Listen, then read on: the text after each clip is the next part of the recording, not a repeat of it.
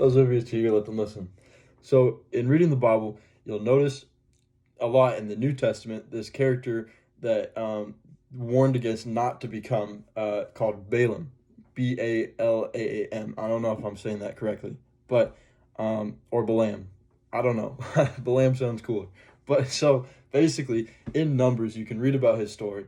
So he was a prophet for the nation of Israel, and then the Assyrians, I think, or a different nation, the king of that other nation, contacted Balaam, right? And he was trying to hire him to prophesy against Israel.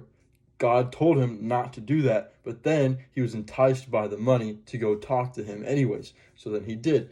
And so he never actually did prophesy against the people. So he never outright did exactly what God told him not to do. But what he did do was he told the king how to invoke God's wrath upon Israel, which would be to get them into sexual immorality. So then they sent a bunch of attractive women out around the Israel camp and then got them mixing it up with the non-Israelites, right? And God doesn't like that, right? Not in totally, because we see Ruth, Esther, and Tamar, and all these other people, that he's not against people like that are not Israelites.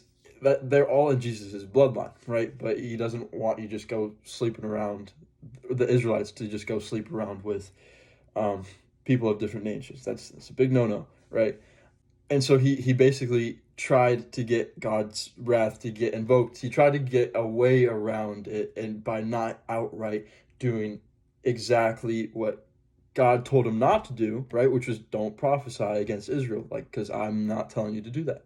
So then he tried to get it in his own way to fulfill getting that more and more money, right? And so how do we do that today, right?